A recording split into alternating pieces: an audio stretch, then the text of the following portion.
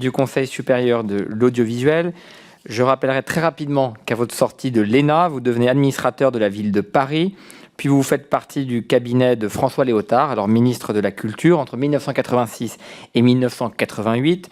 Vous avez occupé plusieurs postes par la suite en étant notamment conseiller pour l'éducation, la culture et la communication à la présidence de la République, sous la présidence de Jacques Chirac entre 2000 et 2005. Vous êtes alors nommé à la Cour des comptes, où vous serez successivement premier avocat général au parquet général, président de chambre et rapporteur général. En février 2019, vous êtes nommé président du CSA et à la fin de votre mandat, vous avez réintégré la Cour des comptes pour quelques mois. Nous sommes très heureux de vous accueillir, Monsieur le Président, dans la mesure où vous avez été le président de deux institutions, le CSA et l'ARCOM, qui se sont succédés, mais qui ont radicalement changé de nature, puisque nous sommes passés d'une autorité administrative indépendante à une autorité publique indépendante, possédant donc la personnalité morale, avec toutes les prérogatives qui vont avec. L'ARCOM a par ailleurs vu, sous votre mandat, ses prérogatives élargies et renforcées, notamment par la loi du 25 octobre 2021, relative à la régulation et à la protection de l'accès aux œuvres culturelles à l'ère numérique. C'est également sous votre mandat que l'ARCOM a condamné à plusieurs reprises certaines chaînes du secteur privé pour divers faits, sanctions confirmées par la suite par le juge administratif à la suite de leur contestation devant le Conseil d'État.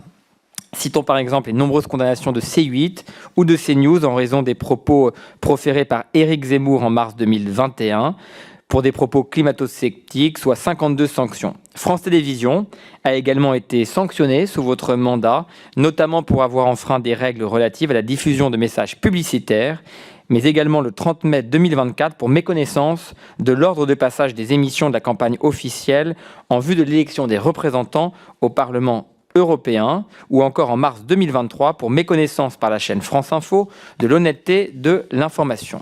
On le constate, en tout cas, je le constate, l'ARCOM n'a pas eu la main qui tremble et lorsque vous avez été saisi, vous avez pris vos responsabilités.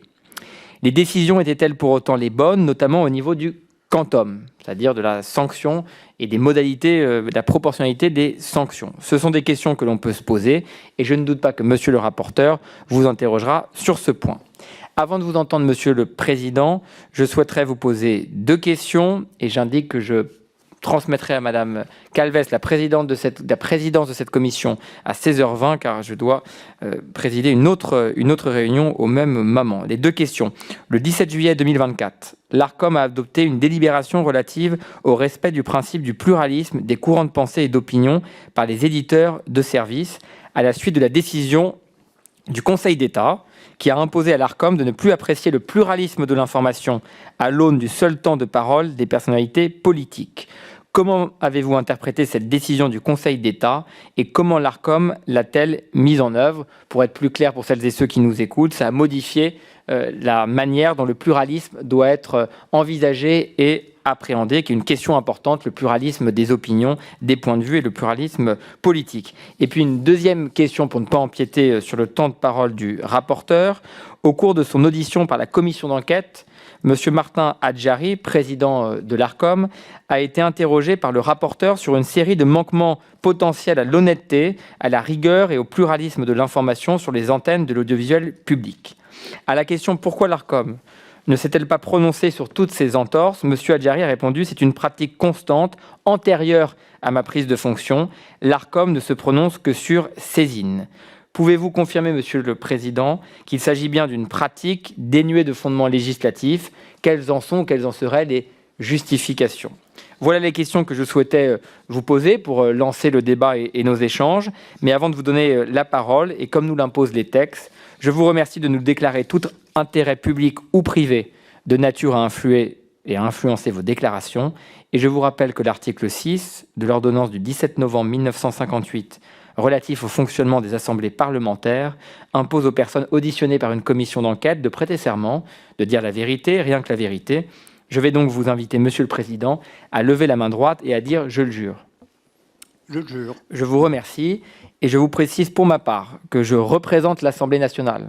et pas mon groupe politique ou ma personne, mais bien l'Assemblée nationale, au sein du conseil d'administration de France Média Monde depuis le mois d'octobre 2024, que j'ai représenté notre Assemblée, l'Assemblée nationale, au conseil d'administration de Radio France entre 2022 et 2024, et que je suis co-rapporteur de la proposition de loi relative à la réforme de l'audiovisuel public. Je vous laisse donc la parole, Monsieur le Président Roch-Olivier Metz, pour un propos liminaire, une réponse, si vous le voulez bien, assez rapide à mes deux questions, puis je donnerai la parole aux rapporteurs et enfin aux différents groupes politiques représentés au sein de cette commission d'enquête.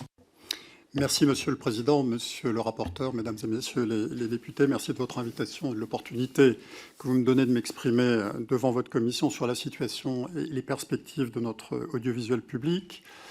Avant de répondre à vos questions, je me propose peut-être de partager avec vous quelques constats sur la place du service public dans notre paysage audiovisuel, d'aborder ensuite quelques questions auxquelles il est aujourd'hui confronté, et puis, puisque votre commission va bien évidemment formuler des propositions, d'évoquer devant vous quelques pistes de réflexion pour l'avenir, si vous m'y autorisez. Je précise qu'il s'agit là bien évidemment de réflexions personnelles, dans la mesure où je n'exerce à ce jour aucune responsabilité dans ces domaines. Les constats, je serais tenté d'en faire trois sur notre paysage audiovisuel. Le premier constat, c'est, vous le savez bien, puisque vous en êtes familier, qu'on est dans un paysage audiovisuel qui est en pleine métamorphose. D'abord, ce paysage, il est aujourd'hui structuré autour d'un côté de grands groupes privés nationaux puissants, Bouygues avec le pôle TF1, Bertelsmann, pôle M6, Vivendi, pôle Canal+, CMA-CGM avec le groupe CMA Média, d'autres encore que vous connaissez, et puis de l'autre, de grands acteurs privés internationaux encore plus puissants. Je n'en cite que quelques-uns, YouTube, bien évidemment, Netflix, Amazon ou Disney. Autrement dit, on est très loin du monopole d'État sur la télévision et la radio que j'ai connu dans ma lointaine jeunesse. Et dans ce paysage de plus en plus ouvert, de plus en plus concurrentiel, on pourrait y revenir, le service public est un acteur puissant, mais il est devenu un acteur parmi d'autres. Ensuite, et je voudrais insister sur ce point devant votre commission, l'économie des médias nationaux historiques, presse écrite, radio, télévision, est une économie aujourd'hui menacée. Le mot n'est pas trop fort. Je rappelle que les acteurs numériques captaient cette année un peu plus de 52% du marché publicitaire média national. Ils en capteront en 2030. 2030, c'est demain 65%, dont pratiquement la moitié par les 4 grandes plateformes extra-européennes que sont Alphabet, Meta, Amazon et TikTok. Et je crois que c'est là l'enjeu majeur que notre pays doit relever dans le domaine de l'audiovisuel, celui de notre souveraineté démocratique et culturelle. C'est une expression que beaucoup de parlementaires ont utilisée à juste titre. Et à mes yeux, l'urgence aujourd'hui, c'est d'abord d'être en soutien de nos médias publics et privés et non de les affaiblir. Enfin, ce nouveau paysage est marqué, là aussi il faut le souligner, par une profonde révolution des usages. Les Français regardent chaque jour un peu plus les contenus de leur choix, au moment de leur choix, sur le support de leur choix, avec, ce point est aussi majeur, une véritable fracturation des usages entre les générations. Avec le déploiement de la fibre, la TNT n'est plus que pour 16% de nos compatriotes le seul mode d'accès au contenu audiovisuel. Et donc on est passé en 40 ans, puisque je viens de terminer ma carrière après 45 ans de service public, en 40 ans on est passé de l'ère de la rareté à l'abondance de l'offre, de la contrainte du monopole, à la liberté de choix, au point qu'on en est à parler à juste titre, parfois de fatigue informationnelle, voire d'exode informationnel. Donc c'est mon premier constat, on est dans un paysage audiovisuel qui est en pleine mutation. Mon second constat, c'est que dans cet environnement, le service public participe de l'équilibre de notre paysage audiovisuel. Il est financé sur fonds publics et il est donc d'abord porteur d'une offre extraordinairement riche et diversifiée, distincte de celle des acteurs privés, et sa contribution à l'offre audiovisuelle est de ce point de vue majeure. Il suffit pour s'en convaincre, je l'ai refait hier soir, de regarder la densité et la variété de l'offre sur les plateformes du service public, je pense à arte.tv, mais aussi à Radio France avec ses podcasts, à la plateforme Madeleine, formidable plateforme de l'INA, France TV, bien évidemment, France Info. On a là un véritable trésor, un formidable atout et une chance pour notre pays.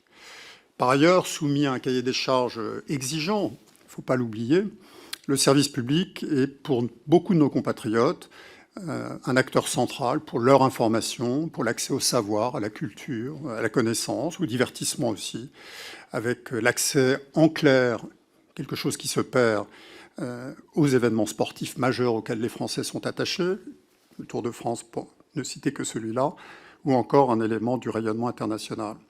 Le service public est aussi un maillon décisif du financement de la production audiovisuelle et cinématographique, et il contribue, on l'oublie trop souvent, à la vivacité d'un secteur de la création dont le savoir-faire profite aussi aux acteurs privés. Troisième et dernier constat, les Français sont attachés au service public. C'est un attachement qui n'exclut pas la critique, nous sommes Français, mais un attachement profond. Il l'exprime d'abord à travers les audiences. Le bloc service public, je le rappelle, représente à lui seul 30% des audiences en télévision et en radio, c'est considérable. France TV et Radio France sont les premiers groupes sur leurs marchés respectifs. Et puis les Français l'expriment aussi quand on les interroge.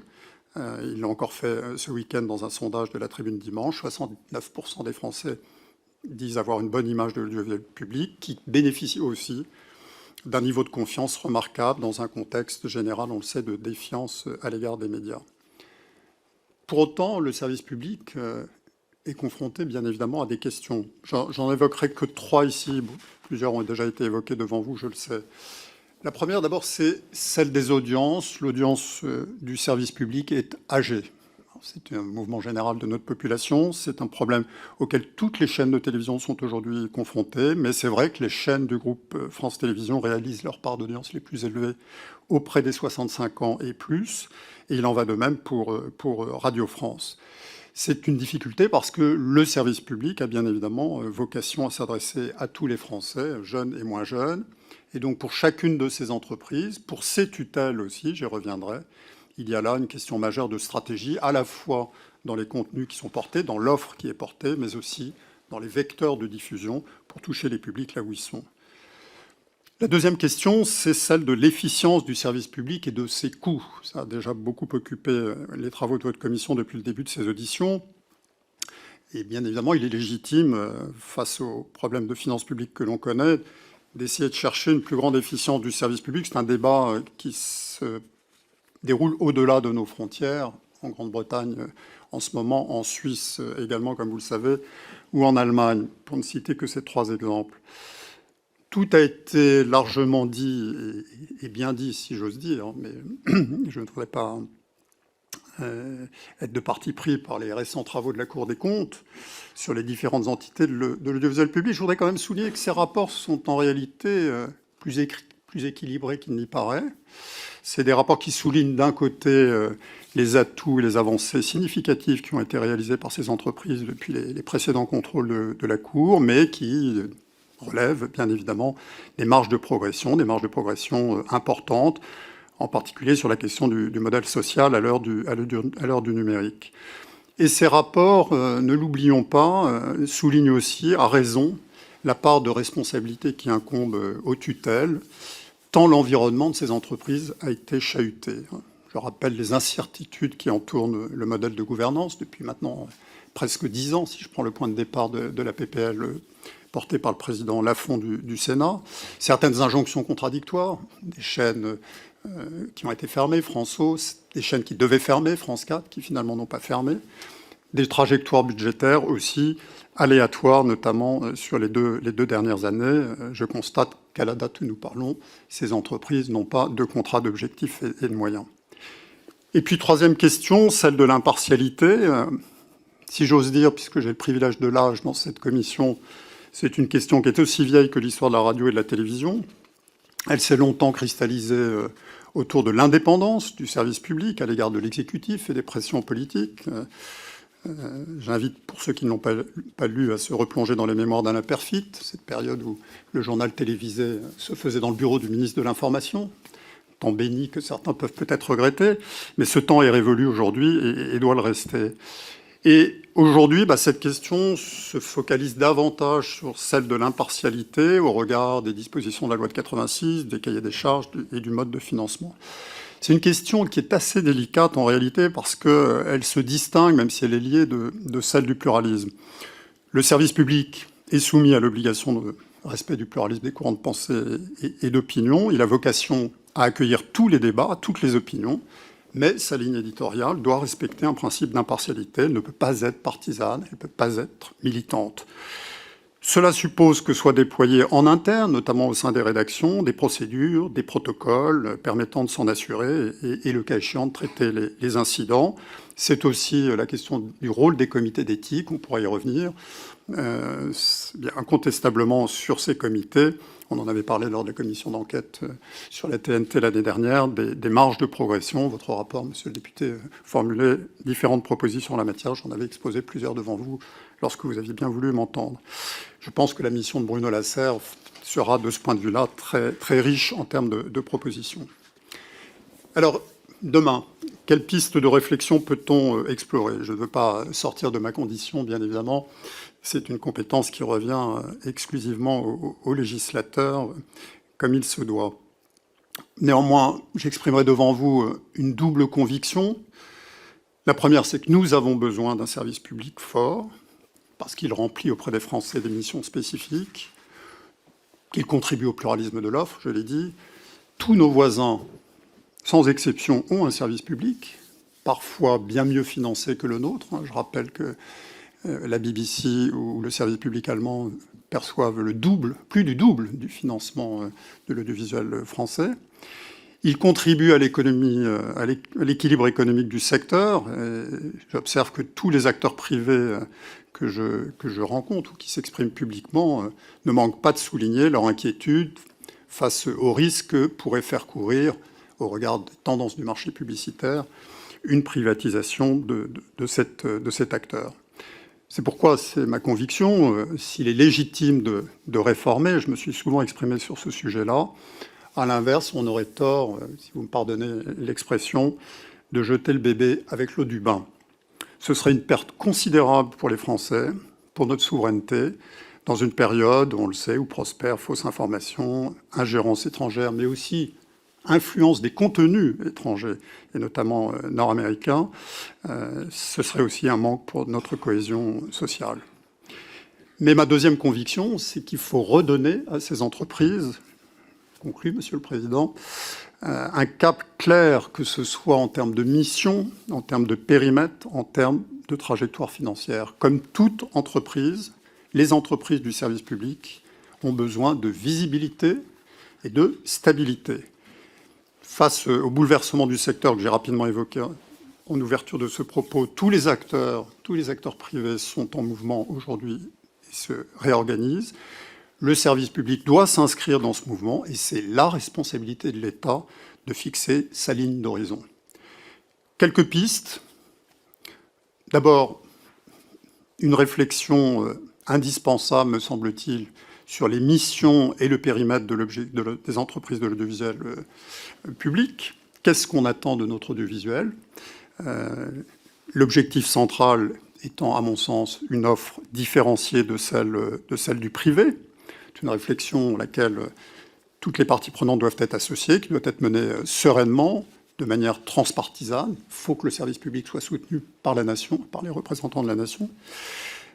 Deuxième orientation, la tendance des médias aujourd'hui, c'est un concept de média global. Et donc, pour ma part, je l'ai dit à plusieurs reprises, je suis favorable à la convergence des entreprises, je suis favorable à une présidence unique du service public, un service public rassemblé, comme il l'est dans tous les grands services publics européens sans exception, la BBC, la RTBF, la RAI, la SSR, la RTVE en Espagne, avec une stratégie d'ensemble qui se décline par vecteur de diffusion. Les entreprises privées ont une stratégie, il faut une stratégie de service public pour reconquérir les publics, pour avoir une offre numérique dynamique, pour avoir une offre de proximité pertinente. Troisième piste, bien évidemment, c'est qu'une fois ce travail mené, il faut une trajectoire financière qui soit cohérente avec les missions, le périmètre qui aura été arrêté. Il faut que cette trajectoire coïncide avec les contrats d'objectifs et de moyens, que ceci coïncide avec le mandat du président et que cette trajectoire soit inscrite dans la durée. Et puis, dernière piste, on l'évoquera peut-être sur les procédures de nomination, avec l'expérience qui est la mienne de ces dernières années. Je suis favorable à un mode de désignation du président suivant le droit commun des sociétés, ou en tout cas se rapprochant du droit commun des sociétés, avec une validation par le régulateur pour garantir l'indépendance. C'est un point qui fait partie de la réflexion sur la réforme de l'audiovisuel public, sur lequel nous pourrons revenir. Pardon de ce propos un tout petit peu long, je réponds à vos deux questions. Et juste pour expliciter, pour celles et ceux qui nous écoutent, qui ne sont pas familiers du droit commun, ce que vous entendez par des nominations par droit commun, c'est-à-dire nomination par le conseil d'administration. Voilà, je préfère l'expliciter. Voilà. Donc votre recommandation, pour que tout le monde la comprenne ici, c'est que les dirigeants de l'audiovisuel public soient nommés par les conseils d'administration après validation du régulateur, en l'occurrence de l'ARCOM, pour être explicite dans vos propos. Peut-être pour conclure, Monsieur le Président. Je réponds à vos deux questions pour conclure. En tout cas, sur mon propos, le sens de mon propos, c'est de dire qu'il est temps, j'allais presque dire il est urgent, que l'État clarifie ses attentes à l'égard du service public. Il le mérite. Deux observations par rapport à vos questions. Sur le pluralisme, d'abord, je rappelle que c'est un principe constitutionnel, un objectif que le Conseil constitutionnel a rappelé dans des décisions de principe en 84 et 86, notamment lorsqu'il a examiné la loi de 86. Il est inscrit dans la loi de 86, et je me souviens très bien, là aussi on l'a évoqué lors de la commission TNT l'année dernière, pourquoi cette clause a été introduite dans la loi, le principe constitutionnel, mais surtout, à l'époque, il y avait une poignée de chaînes de télévision, on privatisait TF1, TF1 a été privatisé en 87, et il fallait bien évidemment imposer une obligation de pluralisme pour ne pas avoir un déséquilibre majeur dans le débat public avec cette première chaîne qui avait des audiences considérables à l'époque. La pratique du régulateur depuis pratiquement 40 ans, puisque la loi de 86 fêtera son 40e anniversaire l'année prochaine, ça a toujours été de considérer que le législateur avait entendu demander un contrôle du pluralisme politique, et donc de veiller à ce que les forces qui concourent au débat démocratique aient un accès équitable sur tous les médias occupant des fréquences appartenant à l'État. Tous mes prédécesseurs prestigieux, souvent membres du Conseil d'État, ont eu cette pratique, cette lecture, qui n'avait pas appelé d'observation jusque-là. Et donc, c'est les fameux temps de parole que les chaînes de télévision et de radio sont tenues de communiquer au régulateur tous les mois, le régulateur faisant une balance chaque trimestre pour s'assurer de cet équilibre et intervenant, s'il le faut, auprès de ses opérateurs, avec un renforcement particulier en période électorale. Cette interprétation a été modifiée en 2024 par une décision du Conseil d'État qui a considéré qu'au-delà du pluralisme politique, il fallait effectivement avoir une appréciation portant plus largement sur l'ensemble des programmes et l'ensemble des intervenants. Et le Conseil d'État, dans sa générosité, a laissé 6 mois au régulateur pour trouver le mode d'emploi de sa décision, ce que nous avons fait par la délibération de 2024, sur laquelle je pourrais revenir si vous le souhaitez. Je réponds à votre deuxième question sur la capacité d'autosaisine. Je confirme que l'ARCOM peut s'autosaisir. L'élément nouveau, c'est que depuis maintenant de nombreuses années, l'autorité est saisie par les Français.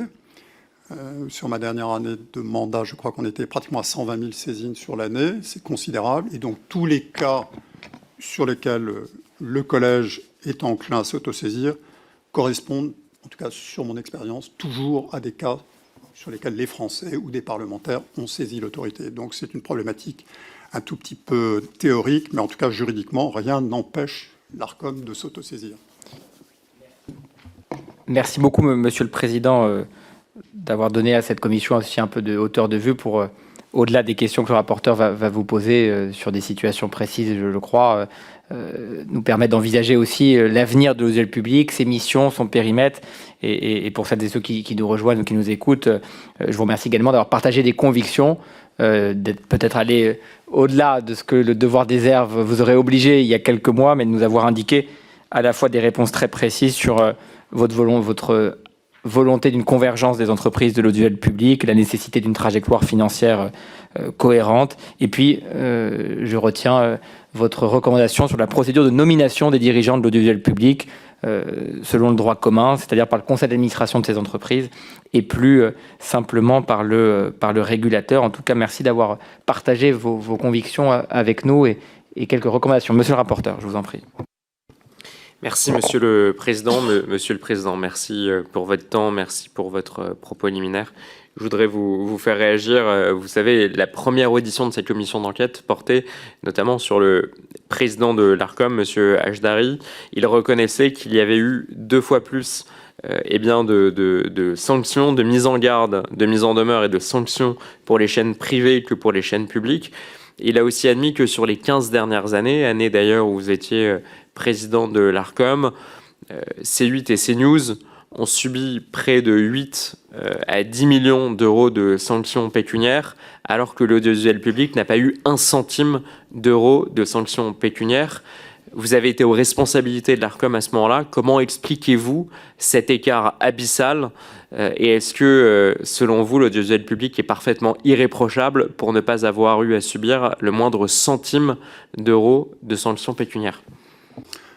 Merci, monsieur le rapporteur, pour votre question. Je réponds très simplement. C'est toute la différence entre un éditeur qui manque de façon répétée à ses obligations, malgré des mises en garde répétées, malgré des mises en demeure répétées, malgré des sanctions, des petites sanctions, des moyennes sanctions, des grosses sanctions, et un éditeur qui globalement respecte ses obligations, qui peut commettre, bien évidemment, des points qui appellent des observations du régulateur, et le régulateur a fait régulièrement des observations au service public, je pourrais en rappeler quelques-unes, mais je rappelle que la procédure de sanction ne peut pas être utilisée directement par l'ARCOM.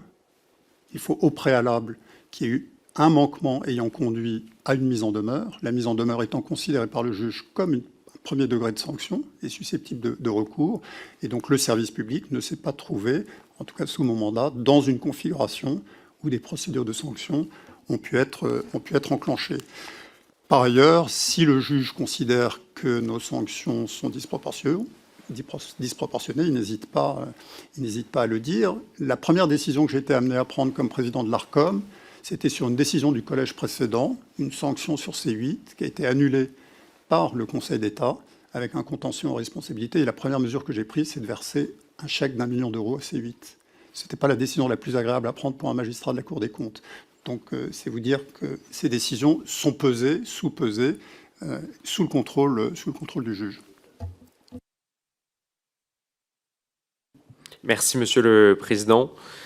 Au-delà de la théorie, je vais vous citer un exemple très concret, d'ailleurs, que j'ai soumis à votre successeur, Monsieur Hajdari, qui ne m'a pas vraiment répondu. Alors, je lui accorde la faveur qu'il n'était pas à la tête de l'ARCOM à ce moment-là, c'est vous qui étiez à l'ARCOM, mais je vais vous demander un éclairage. Le 2 novembre 2022, alors que vous étiez en fonction, un chroniqueur de France Inter appelait, je cite, à baiser les femmes des chasseurs. Il proposait également de se charger lui-même de la femme du président de la Fédération nationale des chasseurs, M. Willy Schren. Alors l'ARCOM, à l'époque, avait réagi de la manière la plus faible possible, c'est-à-dire c'était une simple lettre de rappel à la loi, en demandant simplement d'ailleurs de ne pas banaliser les violences faites aux femmes, qui est un sujet éminemment critique. Pour ceux qui nous écoutent, la lettre de rappel, vous en conviendrez, c'est le tout premier échelon de l'ensemble des échelons de sanctions de l'ARCOM. 3 semaines plus tôt, en 2022, le 5 octobre, Cyril Hanouna appelait la maire de Paris à, là encore, je le cite, fermer sa gueule et à, je le cite encore, chasser les rats la nuit au lieu de dire des conneries. Fin de citation. L'ARCOM et vous réagissez avec la sanction la plus lourde possible, une sanction pécuniaire de 300 000 euros. Comment est-ce que vous justifiez sur un cas aussi pratique, comment est-ce que vous justifiez un tel écart de sanctions et ce qui peut être apparenté pour nombre de Français un 2 poids 2 mesures? Alors, il faut peut-être rappeler à ceux qui nous écoutent les procédures qui sont en vigueur. Il y a une gradation dans les interventions du régulateur, vous l'avez dit. Son premier degré d'intervention, c'est effectivement des lettres de mise en garde, dans une tonalité plus ou moins ferme suivant la nature du manquement. Si un manquement caractérisé à une disposition de la loi ou à une disposition conventionnelle auquel est tenu l'éditeur, le régulateur peut prononcer une mise en demeure, et ce n'est que s'il y a réédition du même manquement ou d'un manquement de même nature que celui qui a fait l'objet d'une mise en demeure qu'une procédure de sanction peut être enclenchée. La procédure de sanction, elle appartient à un rapporteur indépendant. Ce n'est pas le collège de l'Arcom qui lance la procédure. C'est un rapporteur indépendant, membre du Conseil d'État, qui a monopole des poursuites en la matière, qui apprécie, au vu du dossier qui lui est transmis par le directeur général de l'Arcom et au vu des mises en demeure préalables et du manquement, s'il y a matière à engager une procédure de sanction ou pas. Et ensuite, ce rapporteur instruit à charge et à décharge, fait rapport au collège, et le collège entend les parties comme dans une procédure quasi juridictionnelle, puis prononce sa sanction. Dans un cas C8, on était dans une série de sanctions, longues, très longues. L'Arcom pourra vous en faire le récapitulatif si vous le souhaitez. On est dans des cas de figure où, bien évidemment, la récidive est marquée, et donc, comme vous le savez, la récidive conduit à augmenter le barème de la sanction. Dans l'autre cas, on est sur un éditeur sur lequel le régulateur est beaucoup moins intervenu, donc il utilise le premier degré des instruments qui sont le sien, qui est la mise en garde. Mais je donnerai d'autres exemples. L'année dernière, on est intervenu sur l'humoriste Meurice, au lendemain du 7 octobre, épisode qui a choqué beaucoup de nos compatriotes de confession juive. La mise en garde a été extrêmement ferme, et je pense qu'elle n'est pas étrangère à la décision de Radio France. La présidente de Radio France vous le dira sûrement quand vous l'auditionnerez, de mettre fin à cette collaboration. Patrick Cohen, dans l'émission C'est à vous sur Crépol, le régulateur a prononcé une mise en garde. S'il y avait une reddition de ce type de manquement derrière, je ne doute pas que l'Arcom prononcerait une mise en demeure et potentiellement derrière, en cas de réédition, une procédure de sanction. Mais on n'est pas dans le même cas. Une fois encore, on est d'un côté avec un éditeur qui a répété de façon sans précédent dans l'histoire de la télévision. Vous êtes un enfant de la télé, je crois que vous avez déclaré ça, je le suis moi aussi. C'était la première fois qu'on a un éditeur qui a manqué sur une aussi longue période. Je rappelle, les sanctions, elles n'ont pas commencé sous mon mandat, elles ont commencé bien avant mon mandat. Donc voilà, c'est ce qui aboutit ensuite à un degré de sanction plus importante, qui ont été, je le rappelle, toutes validées par le Conseil d'État et, pour plusieurs d'entre elles, par la Cour européenne des droits de l'homme. Merci, Monsieur le Président. Mais à vous entendre, il faut que ce soit forcément des cas répétés pour appeler à des sanctions, comme par exemple des sanctions pécuniaires de plusieurs centaines de milliers d'euros. Donc des appels à commettre des violences faites aux femmes, de la même façon, il faut qu'elles soient répétées pour être sanctionnées par l'Arcom, ou en tout cas pour donner lieu à des sanctions pécuniaires. C'est là où je pense que ça peut aussi choquer un certain nombre d'entre nous. Et sur ce cas précis, est-ce que vous condamnez M. Hajdari s'est réfugié derrière l'humour? Moi, j'ai pas l'impression que je trouve pas ça drôle, et je pense que beaucoup d'ailleurs ne trouvent pas ça drôle non plus. C'était la justification du président de l'Arcom aujourd'hui, même si c'est pas lui qui a pris la décision. Est-ce qu'il faut que les appels à commettre des violences faites aux femmes soient répétés pour qu'elles soient sanctionnées? Écoutez, il y a eu une délibération du collège qui a pesé le pour et le contre sur le dossier que vous évoquez, donc je ne peux pas revenir en arrière dessus. C'est la position que le collège a prise à la lumière de l'ensemble des éléments qui sont les siens. En tout cas, je ne peux pas laisser dire que le collège de l'Arcom n'a pas été attentif à la question de la place des femmes dans les médias. Bien au contraire, c'est un des axes d'action décisifs du régulateur. Je prends notamment, pour exemple, toutes les initiatives que nous avons prises et qui portent maintenant leurs fruits pour protéger l'accès des adultes aux sites pornographiques, mais aussi sur la parité et la place des femmes dans les médias, qui a été un point central, qui est maintenant dans toutes les conventions qui lient les éditeurs et sur lesquelles on a fait beaucoup de progrès. C'est important, parce que juste quand vous citez des exemples, c'est important qu'on aille au bout de ces sujets. C'est des sujets importants que vous évoquez, les propos, mais c'est important de citer, ou dans vos réponses, Monsieur Metz, peut-être ce qui a été dit, parce que je ne suis pas là pour être l'avocat de l'Arcom, il faut être précis. Je crois qu'il y a eu un communiqué de l'Arcom, et je veux qu'il soit cité, parce que sinon on ne va pas au bout des sujets, où vous indiquiez quand même que certains propos de la chronique présentaient un caractère dégradant envers les femmes, ciblant même spécifiquement l'une d'entre elles. L'Arcom estime que ces propos pouvaient être interprétés comme une banalisation des violences sexuelles faites aux femmes, en l'absence de condamnation explicite des dits propos. Je laisse le rapporteur continuer, mais c'est important, soit le rapporteur, soit vous, Monsieur le Président, qui ait aussi des mises en contexte, parce que sinon on n'a pas toutes les informations. Monsieur le rapporteur, je vous en prie, je vous laisse continuer. Merci, Monsieur le Président. Pareil, je vais essayer de me concentrer sur un certain nombre de mesures qui ont été prises par l'ARCOM lorsque vous étiez à la tête de cette autorité publique indépendante. Dans une interview du 28 mars 2024, la directrice de France Inter, Madame Vendrette, expliquait les faits, c'est que nous sommes, nous, France Inter, une radio progressiste et nous l'assumons. Vous conviendrez que le progressisme est une identification politique, au même titre par exemple que le conservatisme, et en cela, c'est une rupture fondamentale avec les principes légaux d'honnêteté, d'indépendance, de pluralisme, en sorte de neutralité, qui sont d'ailleurs quasiment des principes à valeur constitutionnelle, puisqu'ils sont rappelés par un certain nombre de décisions du Conseil constitutionnel. Vous étiez président de l'ARCOM à l'époque. Pourquoi ne pas avoir, à minima, rappelé à l'ordre la directrice de France Inter, ou même sanctionner cette personne-là? Je pense que beaucoup s'interrogent sur les liens entre l'ARCOM et l'absence, en tout cas, de sanctions sur de tels propos qui, je pense, sont assez graves. Non, monsieur le rapporteur, je ne peux pas vous laisser dire ou laisser entendre qu'il y a une différence de traitement entre le service public et les chaînes privées.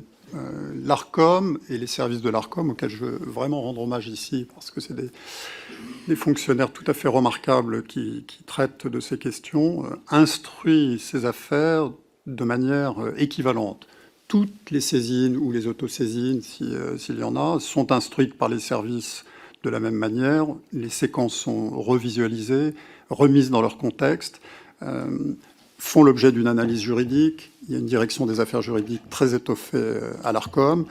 Et toutes ces affaires viennent ensuite devant le collège et sont délibérées par 9 personnes. Souvent, on revisionne ces contenus pour s'assurer de la justesse du propos. Deuxièmement, l'ARCOM intervient très peu. Il intervient très très peu au regard des milliers d'heures de programmes qui sont diffusées chaque année à la télévision et à la radio. Les interventions se comptent de manière très limitée. Pourquoi ? Parce que la loi de 86, je pense bien connaître, est fondamentalement une loi de liberté. Elle est intitulée « Loi relative à la liberté de communication ». Son article 1er dit bien que la communication est libre. La première mission qui est demandée à l'ARCOM, c'est de protéger cette liberté de communication. Et donc le régulateur n'intervient, conformément à la mission que lui confie le législateur, que quand il y a des dispositions de la loi qui sont explicitement remises en cause et de manière étayée. Une mise en demeure, je l'ai dit tout à l'heure, c'est une décision qui doit avoir une motivation juridique extrêmement solide, sans quoi, à tous les coups, elle est annulée derrière par le Conseil d'État. Et l'ARCOM y fait très attention. Au moment où j'ai pris mes fonctions, l'ARCOM était sous le coup de 2 annulations majeures de son histoire. La première, c'était pour le retrait d'autorisation à la chaîne numéro 23. Vous vous souvenez de cet épisode qui a été annulé par le Conseil d'État, qui a été un choc pour l'institution. La deuxième, ça a été effectivement sur la sanction de C8 que j'ai évoquée, qui nous a conduit à un contentieux indemnitaire. Donc l'institution fait extrêmement attention à cette dimension d'équilibre entre la préservation d'une liberté publique fondamentale, la liberté de communication, et puis le respect des obligations. Et donc elle n'intervient que quand elle peut ou elle doit le faire. La directrice de France Inter s'est exprimée, elle porte la responsabilité de son propos dans le contrôle du pluralisme, en tout cas au sens des missions qui sont confiées par le régulateur. Le service public a parfois été mis en cause par l'ARCOM. Je pense à des interventions qu'on a pu faire sur France Culture ou d'autres médias pour des raisons de déséquilibre, mais c'est toujours fait à bon escient, après un examen attentif, scrupuleux et conforme aux termes de la loi. Merci, monsieur le rapporteur. Merci, Monsieur le Président. Je voudrais vous faire revenir sur une décision du Conseil d'État sous votre présidence qui visait à élargir le calcul du temps de parole à un éventail plus large de personnalités. Cette décision a été rendue le 13 février 2024. C'est vous qui avez été chargé le premier à l'ARCOM de sa mise en œuvre. Pourquoi est-ce que vous avez catégorisé Philippe de Villiers comme intervenant politique, mais que vous n'avez pas catégorisé comme intervenant politique, par exemple, M. Dupond-Moretti, Monsieur Daniel Cohn-Bendit ou Madame Cécile Duflot. Le président de l'ARCOM actuel, Monsieur Hajdari, a justifié que c'est parce que Monsieur Philippe de Villiers avait participé à une campagne électorale en 2022. Je n'ai pas pu lui répondre, mais je voudrais lui dire que Monsieur Dupond-Moretti, lors de la dernière campagne législative de 2024, s'est même déplacé dans ma circonscription pour soutenir le candidat macroniste contre moi et donc a fait campagne pour les macronistes dans le cadre d'une élection législative. Donc je ne comprends pas ces règles de l'ARCOM. J'ai l'impression que le président de l'ARCOM aujourd'hui lui-même ne comprend pas ses propres règles. Pourriez-vous les clarifier, s'il vous plaît? Ce qui n'a pas empêché notre rapporteur d'être élu. Comme quoi tout est possible, Monsieur le Président.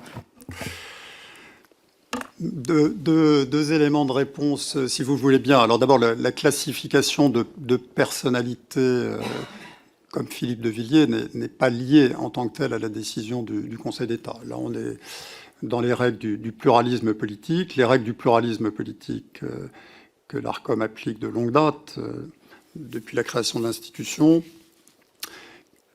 comptabilise au premier chef des personnalités qui détiennent un mandat électif, quel qu'il soit, ou des personnalités qui sont membres de partis politiques.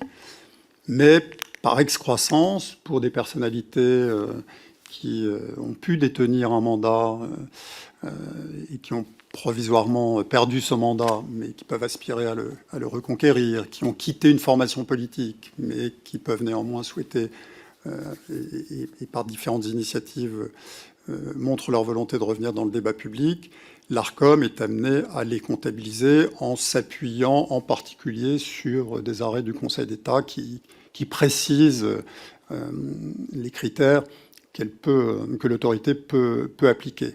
C'est une liste qui est remise à jour périodiquement, donc je ne sais pas ce que l'ARCOM va faire au regard des questions que vous avez posées, mais en tout cas, de façon très régulière, la liste est remise à jour.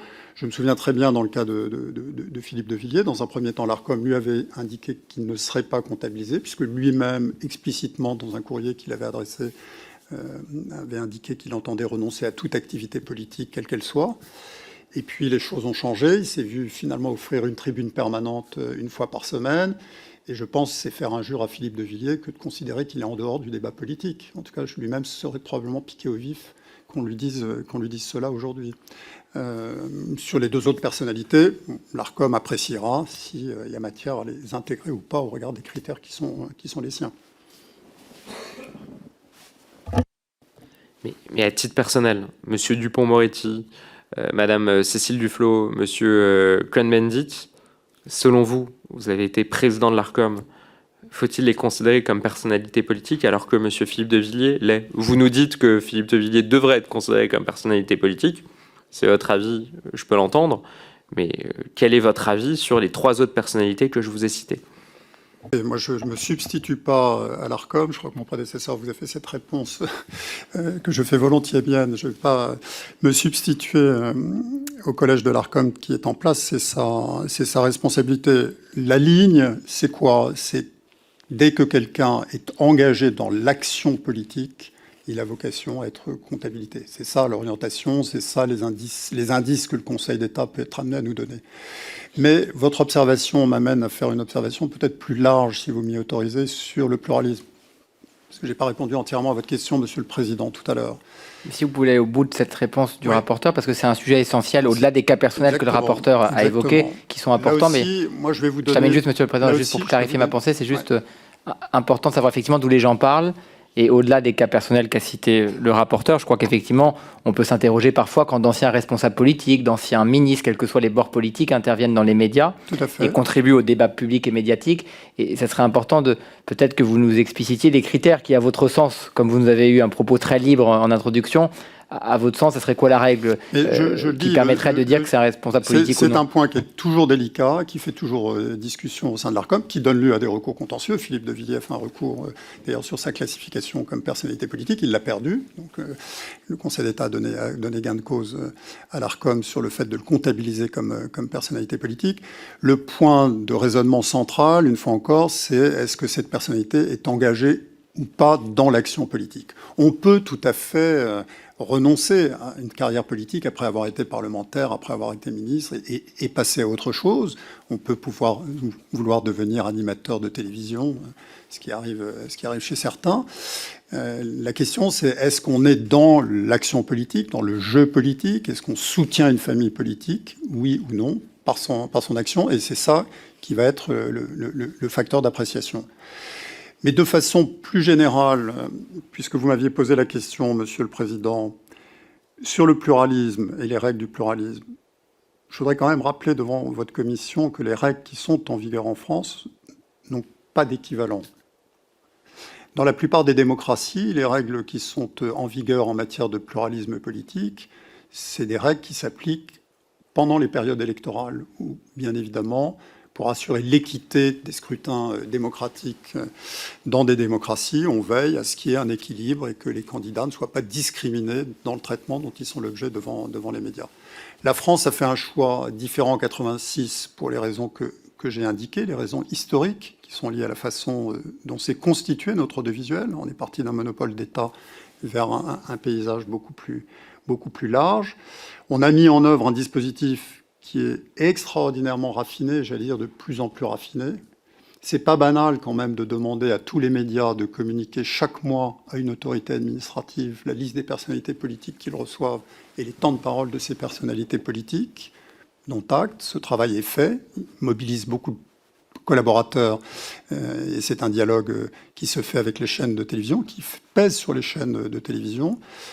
La lecture qui a été faite de la loi en 2024 raffine de façon considérable ce système en demandant aux régulateurs de porter un regard sur l'ensemble des programmes et l'ensemble des intervenants. Exercice qui a été cadré par une délibération du régulateur de 2024, de juillet 2024 que vous connaissez. Mais on rentre dans un degré de complexité qui me paraît perdre l'objectif de vue. L'objectif central, c'est quoi? C'est que les forces politiques qui concourent au débat démocratique et un accès équitable aux médias. C'est ça la question centrale. Je pense qu'à un moment, il faudra que le législateur, puisque c'est sa responsabilité, je rappelle, c'est l'article 34 de la Constitution qui prévoit que le législateur fixe les règles relatives à la liberté, au pluralisme et à l'indépendance des médias. Il faudra, je pense, que le régulateur clarifie ce débat-là, parce que les règles deviennent de plus en plus compliquées à appliquer à la fois par les médias, mais aussi par le régulateur. Merci, Monsieur le Président. Je vais demander à Mme Calvez de bien vouloir présider les débats. Vous remercier de votre présence et je vous laisse continuer cette audition. Merci, Monsieur le Président. Je voudrais réagir à l'un de vos propos que vous avez eu suite à ma première question. Vous avez expliqué que le Conseil d'État avait invalidé l'une des sanctions qui avait été prononcée envers C8 et que vous avez dû verser un chèque d'1 million d'euros à C8. Et je vous cite, vous avez dit, c'est pas la décision la plus agréable que j'ai eu à prendre pour un magistrat de la Cour des comptes. Est-ce que, vous pouvez nous donner les raisons de cette invalidation de sanctions et pourquoi vous considérez que faire ce chèque à C8, c'était pas la décision la plus agréable que vous ayez eu à prendre pour un magistrat en tant que magistrat de la Cour des comptes, s'il vous plaît? C'est très désagréable pour une autorité administrative d'être annulée par le Conseil d'État. C'est le signe que son analyse juridique n'était pas pertinente, que son intervention n'était pas juste, n'était pas la bonne. En l'occurrence, c'était la première fois que l'autorité utilisait une faculté que lui donne la loi de 86, qui est, en termes de sanctions, de priver une chaîne de télévision de ressources publicitaires. Je crois en l'occurrence c'était pour deux semaines. Et donc, voilà, considérer que l'autorité avait commis une erreur de droit, eh ben, n'est pas quelque chose de très agréable. Et quand vous êtes magistrat, c'est jamais très plaisant. C'est tout ce que je voulais dire. Mais je me suis acquitté, bien évidemment, de l'obligation qui est incombée à l'autorité. La mission de cette autorité, c'est d'appliquer la loi, toute la loi, bien évidemment, rien que la loi. La seule feuille de route de cette autorité, c'est la loi. Merci, Monsieur le Président. Je vous donne un cas que j'ai aussi posé au président de l'ARCOM, qui m'a répondu en me disant qu'il n'avait pas connaissance de ces informations, alors que c'était des informations publiques, et j'attends toujours une réponse de sa part près de 2 semaines après son audition. Vous n'étiez pas président à l'époque, je le précise. Mais M. Ashdari a nommé M. Foued Beraou à l'ARCOM le 25 juillet dernier. Un an auparavant, sur les réseaux sociaux de cette personne, M. Foued Beraou, il appelait lui-même à une mobilisation, je cite, antifasciste et indigéniste contre l'Empire Bolloré dans l'archipel des Glénans. Un an après, il a pourtant été nommé à l'ARCOM qui est une autorité publique indépendante, qui est garante d'ailleurs du respect et de faire respecter les principes d'indépendance, d'honnêteté, de pluralisme, notamment dans les médias de l'audiovisuel public. Est-ce que vous justifiez cette décision de nomination? Est-ce que selon vous, M. Ashdari, président de l'ARCOM, devrait démettre de ses fonctions M. Foued Beraoui?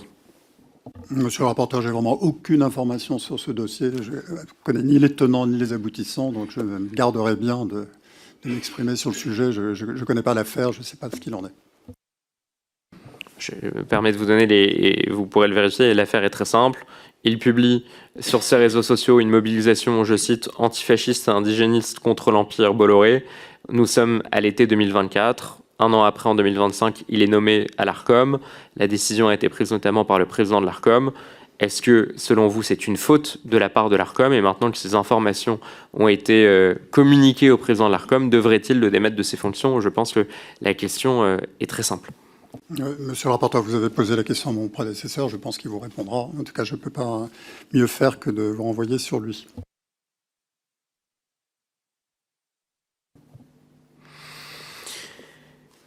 Monsieur le Président, j'en viens maintenant à la reconduction de Delphine Ernotte à la tête de France Télévisions. C'est inédit qu'une présidente de France Télévisions réalise 3 mandats. Même 2 mandats, c'était tout autant inédit. On a eu pour habitude d'avoir des présidents de France Télévisions qui n'en faisaient qu'un. Elle a été nommée en 2015 sur un certain nombre de promesses.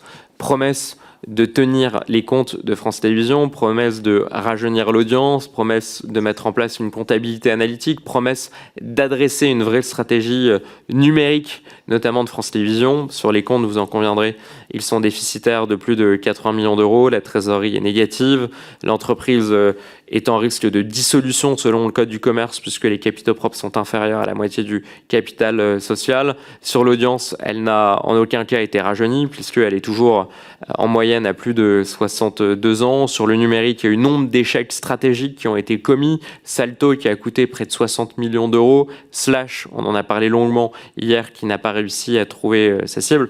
Je ne vais pas multiplier l'ensemble des échecs, mais au regard de tous ces échecs, et je ne parlerai même pas de la comptabilité analytique, où on voit que plus de 10 ans après, la comptabilité par nature de dépenses, notamment pour isoler les masses salariales, cette comptabilité n'a toujours pas été mise en place. En tant qu'ancien président de l'ARCOM, quel regard portez-vous sur ces échecs et comment expliquez-vous à titre personnel qu'une personne nommée en 2015 ait été renouvelée à une 3e reprise à la tête de France Télévisions avec un tel bilan? Alors, monsieur le rapporteur, moi, je n'ai connu que la procédure de renouvellement de Mme Ernotte en 2020. Et je voudrais d'ailleurs, sur ce point, puisque vous avez interrogé mon prédécesseur, vous dire que cette procédure a été menée dans une totale transparence. Les dossiers de candidature ont tous été rendus publics. Les auditions ont été publiques, sauf une partie conformément à la jurisprudence du Conseil constitutionnel pour permettre aux candidats d'évoquer des points privés éventuels avec le collège. Mais l'audition de tous les candidats a été publique. Et la présidente a été effectivement renouvelée au premier tour de scrutin, sans trahir le secret du délibéré. Il y avait 8 candidats qui étaient en lice, avec de candidatures de très bonne qualité. Le bilan quadriennal qui avait été dressé sur la gestion de Mme Ernotte sur son premier mandat était, pour reprendre une expression célèbre, globalement positif, avec des points. Bien évidemment, le bilan n'était pas parfait. Je me souviens des termes de ce bilan quadriennal. On avait entendu à l'époque, avant d'engager cette procédure, on avait engagé, puisque tous les ans on rend des avis, comme vous le savez, sur l'exécution du cahier des charges et le respect du COM, ou plutôt le respect du cahier des charges et l'exécution du contrat d'objectifs. Et donc, les éléments ont pesé sur le collège dans le sens qui a conduit à son renouvellement. Sur la procédure suivante, je crois que vous avez interrogé mon successeur, c'est lui qui l'a géré. Moi, j'avais quitté la maison à ce moment-là. Ce que je peux simplement dire, c'est que le bilan quadriennal qui avait été dressé était un bilan équilibré et qui soulevait d'ores et déjà un certain nombre de points qu'on a pu retrouver dans les conclusions de la Cour des comptes dans le rapport que vous savez, puisque vous les avez entendus. Donc voilà, je ne peux me prononcer que sur le renouvellement de 2020. Ce qui est vrai, je ne veux pas se trahir le secret du délibéré, mais l'un des éléments d'appréciation que le collège a pris en compte à l'époque, c'est précisément celui que vous avez évoqué. C'est que l'audiovisuel public n'avait connu dans son histoire qu'une instabilité chronique. Chaque mandat était interrompu avec chaque fois un renouvellement d'équipe, un changement d'équipe. Et ce n'est pas nécessairement un point d'amélioration dans la gestion des entreprises. Donc c'est sûr qu'à la fois sur ce renouvellement-là, et de même pour Madame Veil en 2023, puisque j'ai connu aussi ce renouvellement-là, cette dimension de donner un peu de stabilité au service public a été pris en compte. Sur le dernier renouvellement, je ne me prononcerai pas. Vous avez interrogé mon successeur, il vous a donné les réponses. Merci, Monsieur le Président. Sur ce bilan de Madame Ernotte que vous jugez, en tout cas à l'époque où vous étiez président de l'ARCOM, globalement positif, quels sont les différents critères objectifs qui vous permettent de qualifier ce bilan de globalement positif, s'il vous plaît? Simplement que l'autorité établit, conformément à la loi, un bilan quadriennal de la gestion de tous les dirigeants de l'audiovisuel public. C'est un peu l'antichambre de la procédure. Donc c'est un bilan qui a été produit avant le lancement de la procédure de 2020, donc il portait sur une gestion où mon prédécesseur était en fonction à l'ARCOM, mais sur plusieurs paramètres, et je pense notamment sur un paramètre très important, qui est la réduction des effectifs de France Télévisions. C'est un chantier très important qui avait été porté, mené à bien par la présidente de France Télévisions, qui n'est pas le chantier le plus facile à mener dans ces entreprises. Ce sont des entreprises, vous le savez, particulièrement complexes à piloter. Sur la réduction des effectifs, elle a engagé effectivement une réduction de 10% des effectifs, ce qui a donné lieu à moins de 0,9% de réduction de la masse salariale.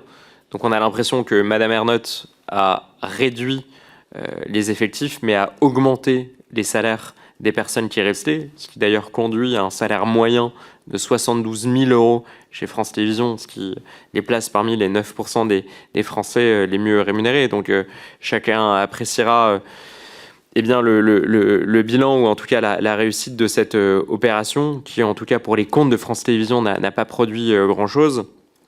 Je voudrais vous interroger sur le fait que c'est une question qu'on a posée d'ailleurs à la Cour des comptes. Madame Ernotte, depuis qu'elle est à la tête de France Télévisions, depuis 2017, explique à longueur de communiqué de presse, elle se félicite de mettre les comptes à l'équilibre. Le dernier communiqué d'ailleurs, en 2025, parle même de résultats exceptionnels dont elle se félicite.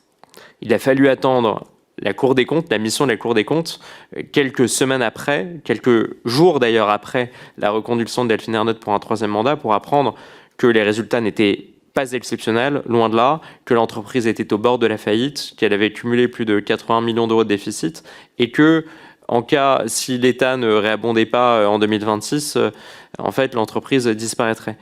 Qu'est-ce que vous pensez de tout ça, vous, à titre personnel? Je sais que vous n'êtes plus à la tête de l'ARCOM, mais comment comprenez-vous la différence entre les communiqués de presse de France Télévisions depuis ces dernières années, qui félicite le bilan financier, notamment la direction, et le rapport de la Cour des comptes qui explique qu'il y a eu beaucoup de gabegies, une grande faillite financière? Monsieur Roch-Olivier Maistre. Pardon, excusez-moi. Écoutez, vous avez interrogé la présidente de France Télévisions, vous avez interrogé la Cour des comptes. Moi, je peux pas rajouter des éléments. Une fois encore, j'étais pas partie prenante à cette procédure de renouvellement.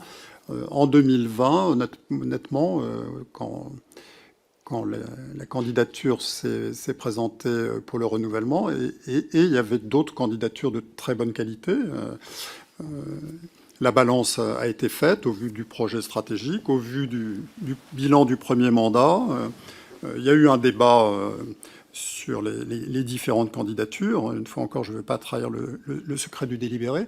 Je crois que j'avais donné devant la commission, dont M. Saint-Toul était le rapporteur, le résultat du scrutin, me semble-t-il. Donc je pense que je peux la redonner ici. On était, à l'époque, c'était un collège de 7 membres. On est maintenant un collège de 9 membres. Il y avait un membre qui s'était déporté parce qu'il venait du service public. Donc on était 6.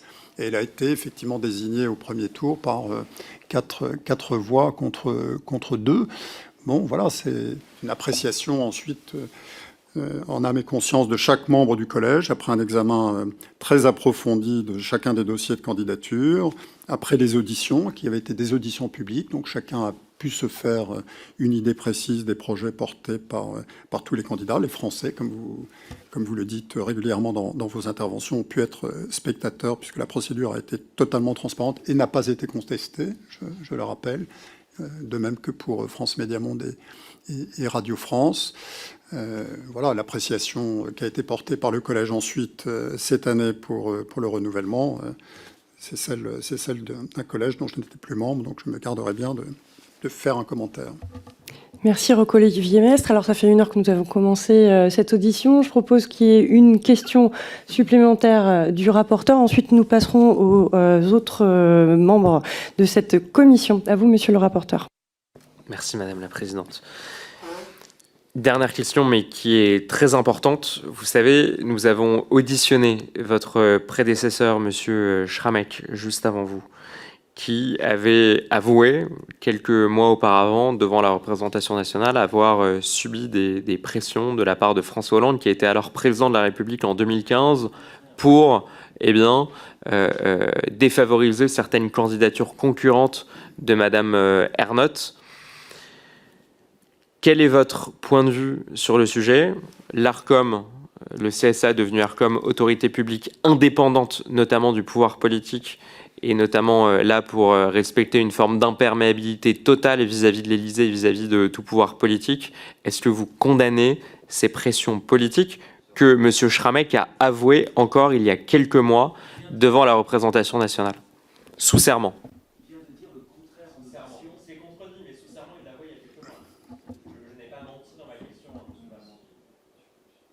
Écoutez, moi, je vais vous dire plusieurs choses. D'abord, l'indépendance d'une institution, c'est pas des mots, ce sont des actes. Et en tout cas, sous la présidence que j'ai assurée, je vous mets au défi de trouver une décision de l'ARCOM qui était prise sous influence extérieure. Deuxième remarque, je n'ai, et je le dis sous serment devant cette commission, reçu aucune intervention de quelque nature que ce soit du président ou de son entourage durant l'exercice de mon mandat, et en tout cas, absolument pas au moment des désignations. Je rappelle que ces désignations se font à vote à bulletin secret, donc quand bien même le président recevrait une intervention, c'est difficile. Je rappelle que ce collège, c'est pas le président qui le choisit. Le collège est composé de 9 personnes désignées par 5 autorités différentes, 3 par le président du Sénat, 3 par le président de l'Assemblée nationale, 1 par le vice-président du Conseil d'État, 1 par le premier président de la Cour de cassation. C'est un collège qui se renouvelle par tiers tous les 2 ans. Donc moi, le collège que j'ai eu au début de mon mandat n'était pas le même en cours et en fin de mandat. C'est un collège qui est soumis à des règles. Il n'y a pas d'équivalent dans les autres autorités administratives indépendantes. Bien évidemment, les règles de la HATVP, déclaration d'intérêt, déclaration de patrimoine, mandat non renouvelable, bien évidemment, règles déontologiques internes qui sont très importantes, règles à la sortie qui sont extrêmement contraignantes. Quand vous sortez de l'ARCOM, grosso modo, pendant 3 ans, vous ne pouvez plus rien faire dans ce secteur. Je suis bien placé pour le savoir. Donc ne venons pas chercher l'autorité sur le terrain de l'indépendance. Je crois qu'elle le prouve quotidiennement par son action déterminée. Et sur les propos de mon prédécesseur, c'est sa responsabilité, c'est lui qui a connu cette période, je ne prononcerai pas là-dessus. Merci, Monsieur Roch-Olivier Mestre. Donc, comme annoncé, on va passer à l'expression des autres députés. Monsieur le rapporteur pourra revenir après sur des points, soit en rebond de vos interventions. Je propose qu'il y ait deux, s'il vous plaît, Monsieur le rapporteur. Nous avons annoncé une dernière question. Vous l'avez posée. Monsieur Roch-Olivier Maistre a pu y répondre. Donc, j'ai des demandes de parole. Monsieur le rapporteur. Il n'a pas répondu s'il condamnait. Il n'a pas répondu à la question s'il condamnait. Vous me permettez un rebond. Je n'ai pas obtenu ma réponse. Vous êtes témoin. Je vous ai invité à poser une dernière question avant qu'on passe à celle des membres de cette commission. Il vous a apporté une réponse qui ne vous satisfait pas, c'est une chose. Maintenant, nous allons passer à l'expression des autres membres de cette commission. Non, monsieur, c'est fini.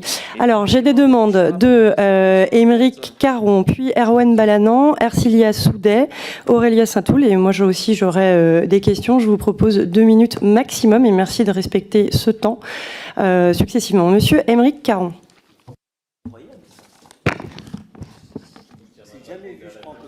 À vous, monsieur Émeric Caron, pour 2 minutes maximum. Merci, madame la présidente. Monsieur le président, j'ai 3 questions. Première question, les membres du collège de l'ARCOM sont nommés par le personnel politique dirigeant, président de la République, présidente de l'Assemblée nationale, président du Sénat notamment. Vous-même avez été nommé par le président Macron en 2023. La journaliste Memona Interman, qui a été membre du CSA, devenue ARCOM, a déclaré avec la liberté de ton qui est la sienne, l'ARCOM n'est pas une institution indépendante. Est-ce qu'elle a menti, selon vous? Deuxième question. Il y a peu, le président du Sénat, Gérard Larcher, est intervenu pour faire pression sur l'ARCOM afin qu'elle sanctionne l'émission Complément d'enquête qui avait consacré un reportage sur le Sénat, un reportage critique qui ne lui avait pas plu. L'ARCOM n'avait d'abord rien trouvé à redire à ce reportage, mais après intervention de Gérard Larcher, l'ARCOM a consenti à dresser une mise en garde à France Télé. Est-ce que cette ingérence vous choque? D'ailleurs, pour rappel, l'ARCOM est aussi intervenu au secours de CNews tout récemment, en contestant les critiques de Reporters sans frontières sur le manque de pluralisme de CNews. Pourtant, Reporters sans frontières a confirmé ses propres chiffres. Libération aussi a fait ses propres calculs qui confirmaient que Reporters sans frontières avait raison. On ne comprend donc pas vraiment l'intervention de l'ARCOM pour défendre ici CNews. Enfin, troisième question, et puisqu'on parle de CNews, on a déjà évoqué ce sujet plusieurs fois ensemble. On s'est déjà rencontrés. CNews n'est plus une chaîne d'information et depuis longtemps. C'est devenu une chaîne d'opinion, une chaîne d'extrême droite, une chaîne islamophobe. Elle ne remplit pas ses obligations conventionnelles en matière de pluralisme, donc en matière de fiabilité, de diversité de l'information, en matière de respect du public aussi, dans sa diversité. Il y a aussi un problème en ce qui concerne les valeurs que cette chaîne véhicule. Vous auriez donc dû évidemment fermer, alors pas fermer, mais ne pas renouveler à la fréquence à CNews sur la TNT gratuite. Ma dernière question est donc extrêmement simple. Alors que CNews est une chaîne raciste, multi-condamnée, qu'est-ce qui vous a poussé à renouveler sa fréquence? Merci, monsieur Caron. Nous allons passer à la question d'Erwan Balanant, s'il vous plaît, pour 2 minutes. Merci, madame la présidente. Moi, je voulais revenir sur un élément que vous avez abordé, qui me semble être un des éléments les plus importants de nos débats et qui sont sans doute les questions qui se posent à nous en tant que législateurs dans cette double fonction que nous avons de faire la loi et de voter un budget au pays. Première question, question simple sur les moyens de l'ARCOM aujourd'hui. Aujourd'hui, l'ARCOM a vu son champ de régulation devenir de plus en plus large. Vous avez des missions, vous l'avez rappelé, par exemple sur la régulation autour de la pornographie. Vous êtes le référent numérique. Vous êtes évidemment, c'est vous qui travaillez évidemment sur les questions audiovisuelles. La question est simple dans un premier temps. Est-ce que vos moyens financiers et humains sont satisfaisants? Parce que pour réguler, pour prendre des décisions, il faut être en capacité de les faire. Aujourd'hui, est-ce que vous avez ces moyens-là? Et la deuxième question, qui est une question sur le volet juridique, est-ce qu'il y a des... juridiquement, légistiquement, enfin pas légistiquement, d'un point de vue législatif, pardon, des choses à revoir sur l'ARCOM. La loi de 86 et la loi de 2013, le monde a évolué, on a des nouvelles contraintes. On le voit bien aujourd'hui autour de l'IA, autour de ce que vous avez appelé, je trouve, ce que vous avez défini comme un temps où on est passé de la rareté à la fatigue informationnelle. Et donc, par rapport à tout ça, est-ce que nous avons besoin, et ça pourrait être une des œuvres utiles, au moins, de cette commission d'enquête, proposer des ajustements législatifs. Merci, monsieur Balanant. La parole est à Ercilia Soudet pour 2 minutes. Merci Madame la Présidente. Monsieur Mestre, tout à l'heure, vous avez dit, il y a quelques minutes, quelque chose qui m'a choquée. Vous avez dit, à propos de Guillaume Meurice, que pour vous, c'était finalement, quelque part, c'était une victoire de l'ARCOM qu'il y ait eu ce licenciement. En effet, vous vouliez à ce moment-là rassurer monsieur le rapporteur sur le fait que vous vous occupiez aussi de réguler l'audiovisuel public. Et je me demande du coup, monsieur Mestre, si finalement, de votre point de vue, la liberté d'expression, c'est quelque chose qui est parfois important et puis parfois on peut la mettre de côté. En effet, parce que je pense aussi à vos propos sur CNews. Il y a un an de cela, on vous avait alerté sur le non-respect du pluralisme sur cette chaîne. Et pour autant, vous avez décidé de ne pas vous y atteler et puis de maintenir la fréquence de CNews en disant que cette question qu'il ne fallait pas calculer le temps de parole des journalistes, etc., qu'il fallait respecter leur liberté d'expression, etc. Et là, ce qu'on voit finalement, c'est qu'en plus, du coup, CNews s'est senti pousser des ailes, continue de se moquer complètement ouvertement de la question du pluralisme. On a vu encore récemment qu'il passait le meeting de Jean-Luc Mélenchon en pleine nuit avec un petit bandeau disant regardez, on respecte le pluralisme, ce qui montre bien à quel point c'est se moquer du monde. On a des programmes qui sont de plus en plus extrêmes aussi. On a pu voir encore récemment là, avec les propos de Rachel Kahn qui a tenu des propos délirants en attribuant à Mélenchon le fait de vouloir exterminer les juifs de l'ensemble de la planète. Et voilà, on a toute cette extrémisation, finalement, elle a aussi une influence, in fine, sur les autres médias, qui sont contaminés en vérité, en quelque sorte, y compris l'audiovisuel public. En ce moment, on a une dinguerie par semaine, plus ou moins, quand on regarde les chaînes de France Télévisions. Est-ce que vous vous sentez pas responsable, quelque part, monsieur Mestre, de cette dégradation? Est-ce que vous ne regrettez pas aussi votre décision, finalement, d'avoir décidé de maintenir la fréquence de CNews? Merci Madame Soudet. La parole est à Aurélien Saint-Toul et ensuite j'aurai aussi la parole et on vous donnera ensuite, Monsieur Roch-Olivier Mestre, le choix et la liberté de répondre. Monsieur Aurélien Saint-Toul. Merci Madame la Présidente. Merci Monsieur le Président de nous avoir consacré du temps, quand bien même vous y étiez obligé. J'aimerais revenir sur la fameuse décision du Conseil d'État et sur la partie de la délibération ou de sa décision qui concerne l'indépendance. L'ARCOM, sous votre présidence, a choisi de considérer qu'il y avait une injonction qui lui était faite de prendre une délibération sur sa méthodologie d'évaluation du pluralisme, mais pas sur sa méthode d'évaluation de l'indépendance. Or, je crois que c'était une erreur. Je ne saurais pas vous dire si c'était une mauvaise lecture, mais à minima et en opportunité, c'était une erreur. Et j'aimerais savoir comment vous appréciez le fait que des figures très connues, par exemple, de CNews, Michel Onfray, Philippe de Villiers, aient elles-mêmes pu dire que c'est l'actionnaire principal de CNews, Vincent Bolloré, qui les a mis en selle directement et leur a proposé de venir à la télévision, de leur garantir un format spécifique adapté à leurs desiderata, etc. Est-ce que ça n'est pas manifestement un manquement au principe d'indépendance? Et une deuxième question, si vous m'autorisez, Madame la Présidente, j'aimerais revenir avec vous sur une révélation, si on peut dire, qui est ressorti de la commission d'enquête dont j'étais rapporteur, concernant l'émission sur l'IVG, pour laquelle CNews avait été sanctionné. J'avais mis au jour, où j'avais réussi à obtenir un mail interne du service conformité en fait de CNews qui adressait à l'ensemble des chefs de la chaîne une mise en garde pour dire que la totalité de l'émission posait problème et non pas seulement la séquence où il était fait mention de la cause de mortalité supposée que représentait l'IVG.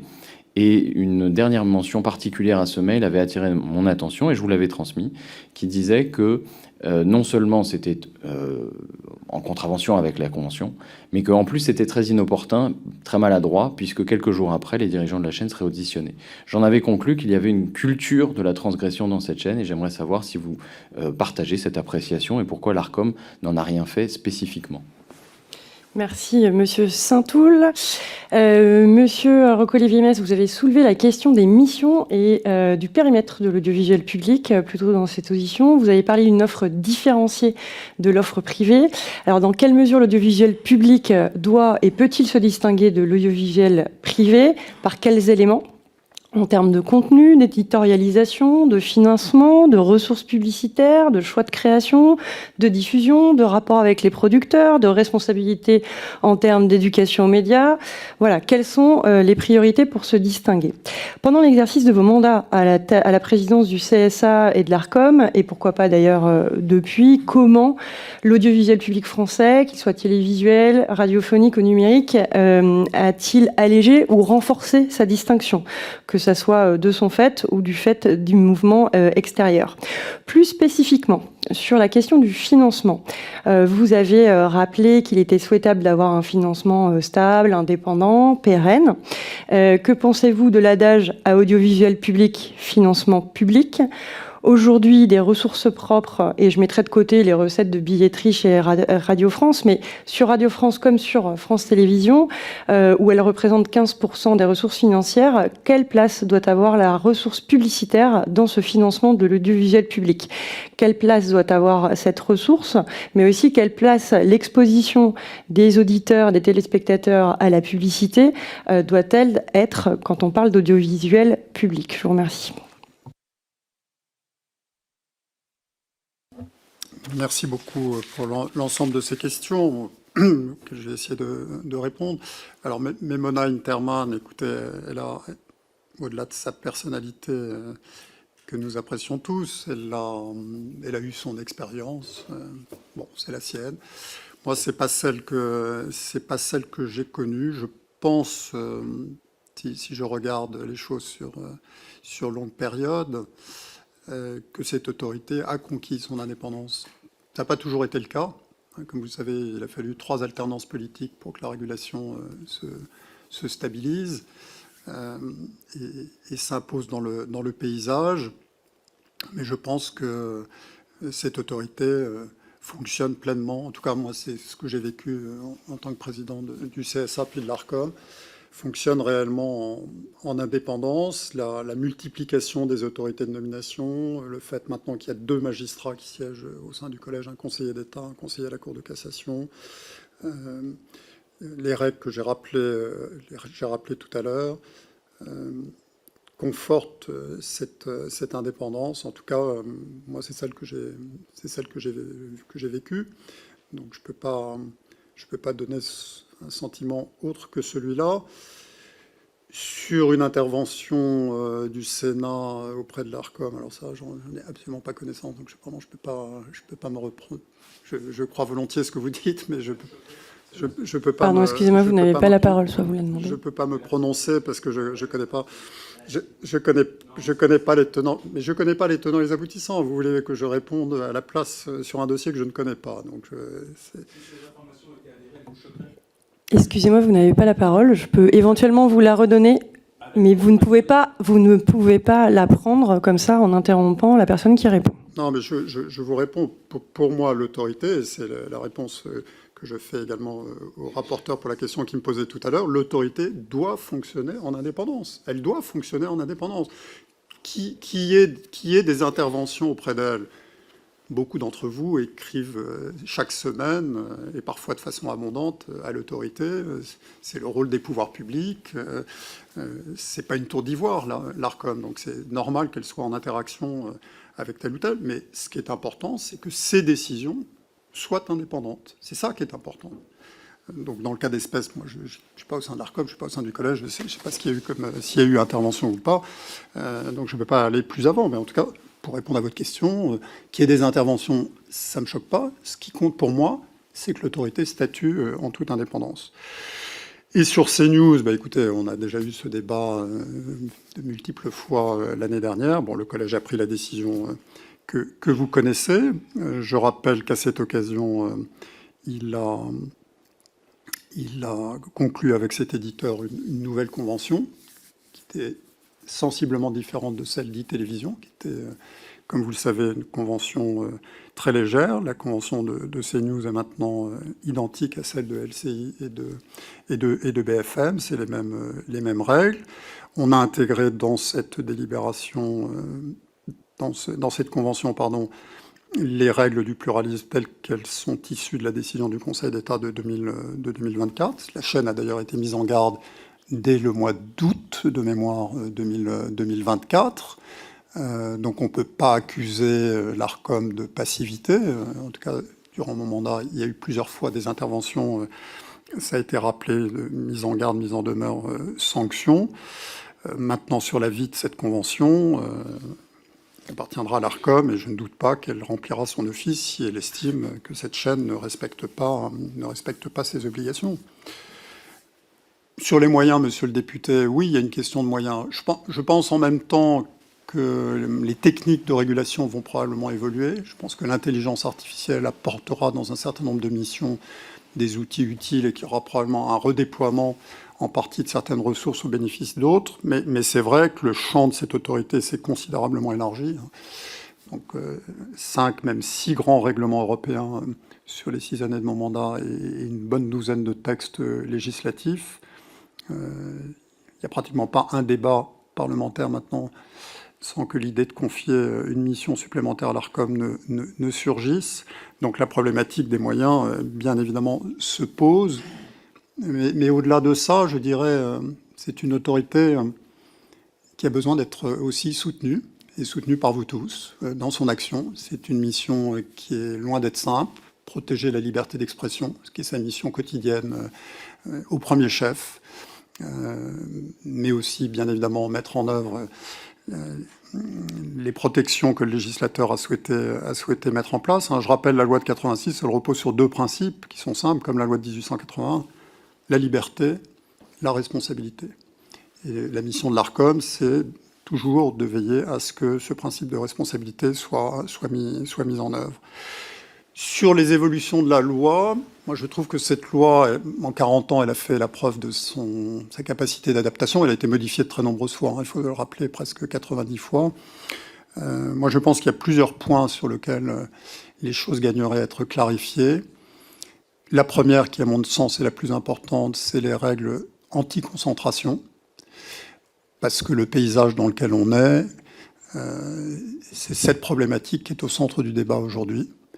Et les règles qui sont en vigueur, au regard de l'évolution du paysage, de l'évolution des acteurs qu'on a en face de nous, de ce concept de média global auquel nous faisons face, nécessitent de recevoir une réponse. Ça a été soulevé, je l'avais soulevé avec insistance lors des États généraux de l'information. Je pense que c'est le point central. Je pense aussi que sur le pluralisme, puisque c'est la responsabilité du législateur, ce pluralisme interne, une clarification de ce qui est attendu des médias devrait à un moment intervenir. Mais je ne suis pas nécessairement favorable à un grand soir, et d'ailleurs je ne sais pas si on arriverait à trouver aujourd'hui un consensus pour rédiger une nouvelle loi de 86 de A à Z. C'est une loi dont les principes restent solides. Alors je regrette de vous avoir choqué, Madame Soudé, c'était certainement pas mon intention. En tout cas, j'ai eu à cœur pendant tout mon mandat de protéger la liberté d'expression. Je l'ai fait souvent, on me l'a souvent reproché, en trouvant qu'on protégeait trop cette liberté et que nous n'intervenions pas suffisamment, et notamment dans votre famille politique, dont acte. Je ne me suis pas félicité, j'ai simplement rappelé que sur cette séquence-là, l'ARCOM avait estimé qu'il y avait une difficulté. Elle l'a fait avec une mise en garde ferme. Je m'en suis pas réjoui, c'est un constat. Je rappelais simplement au rapporteur que le régulateur n'est pas inactif vis-à-vis du service public, contrairement à ce qu'on a pu laisser entendre. Sur la décision du Conseil d'État, c'est vrai qu'elle avait 2 volets, un volet pluralisme, Monsieur Saint-Toul, et un volet sur l'indépendance. Donc, on en a déjà parlé. Nous avons estimé, à tort ou à raison, mais en l'espèce, le Conseil d'État nous a donné raison, puisqu'il a été réinterrogé par RSF. Et le Conseil d'État a considéré qu'il n'y avait pas d'obligation du tout pour l'ARCOM de prendre une réglementation particulière sur le sujet de l'indépendance. Moi, j'ai ressoulevé devant vous, et je crois d'ailleurs c'est une recommandation que vous faites dans votre rapport, si ma mémoire est bonne, que l'ARCOM ne dispose pas de pouvoir de contrôle sur pièce et sur place, comme on dit à la Cour des comptes, et que du coup, le contrôle de l'indépendance est beaucoup plus compliqué, parce qu'avoir la démonstration matérielle d'une ingérence d'un actionnaire dans la vie d'une rédaction, bien évidemment, c'est pas les responsables des entreprises qui vont venir vous faire des déclarations en ce sens, quelles que soient quels que soient les liens que vous puissiez avoir avec eux. Donc voilà, je pense que c'est peut-être un point sur lequel la loi pourrait gagner demain à être un peu plus solidifiée. Sur les missions du service public, ce que je pense, c'est que entre le temps de l'ORTF, où on avait un monopole d'État et où le consentement à l'impôt pour le financement de l'audiovisuel ne posait pas de questions, puisqu'on n'avait qu'une entreprise qui était à l'époque l'ORTF, et le temps d'aujourd'hui où on a une offre démultipliée, 30 chaînes de la TNT, 40 à 50 chaînes de télévision locale, des services de médias à la demande, en veux-tu, en voilà, et puis surtout, avec l'accès à Internet, une offre totalement démultipliée, le positionnement du service public ne peut pas être exactement le même.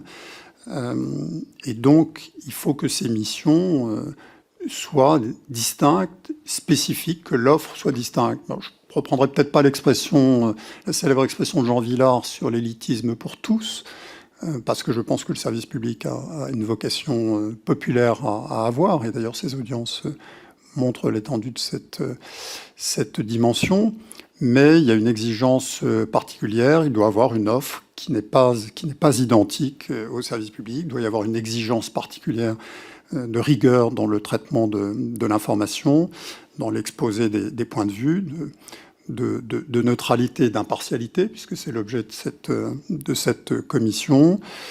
Et si vous m'interrogez sur ressources publiques, ressources privées, à service public, ressources publiques. Alors je dis ça en ayant conscience, bien évidemment, que le volume des ressources publicitaires est tellement important aujourd'hui que je ne suis pas sûr que les finances publiques permettraient de le compenser, mais je trouve que la tendance devrait être celle-là, d'autant plus que le marché publicitaire se contracte et que les acteurs privés souffrent et vont souffrir de plus en plus. La presse écrite, c'est déjà démontré depuis de nombreuses années. La radio est dans le même mouvement maintenant depuis plusieurs années.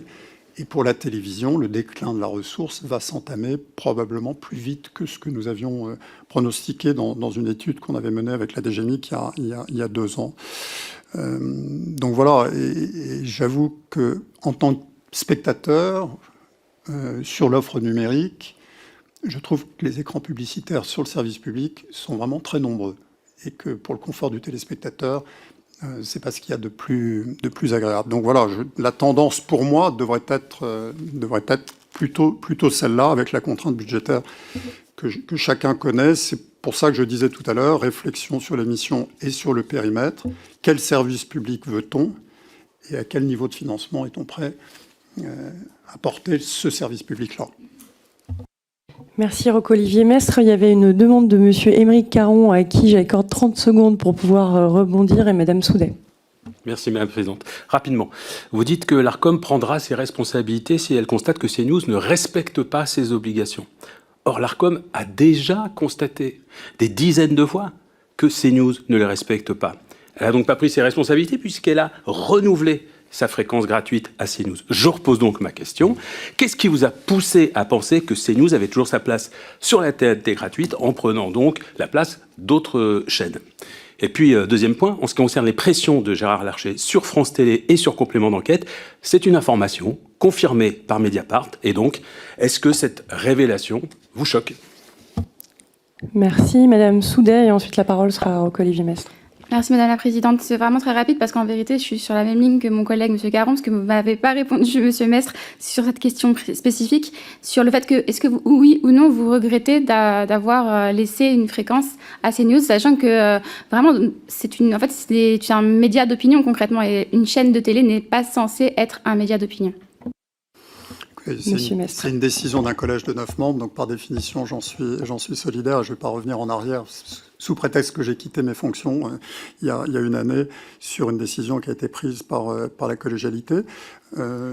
Nous avons considéré, le collège a considéré, à tort ou à raison, à tort de votre point de vue, d'autres pourraient considérer à raison, que l'autorité ne disposait pas des éléments pour conduire à cette position que vous exprimez, contrairement à C8, où il y avait un historique de décision de l'ARCOM considérable et du CSA sur une très très longue période.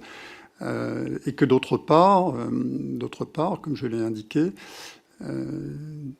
la nouvelle convention, d'une part, la délibération du Conseil d'État, enfin postérieure à la décision du Conseil d'État, donnait et donnerait au régulateur, pour la suite, des éléments dont il ne disposait pas, ou en tout cas beaucoup moins, sur la convention précédente qui concernait cet éditeur. Et donc c'est cette décision qui a été prise. Maintenant, on verra ce que l'ARCOM fera sur les saisines qu'elle recevra ou qu'elle reçoit d'ores et déjà. Là, je ne peux pas préjuger, ayant quitté cette maison depuis 1 an. Merci, Monsieur Mestre. Non, excusez-moi. Merci, Monsieur Mestre. Vous n'avez pas la parole, Monsieur Caron. La parole. Nous avons promis de nous libérer mutuellement à 18h30 maximum. Donc, nous avons encore quelques minutes. La parole est à Monsieur le rapporteur.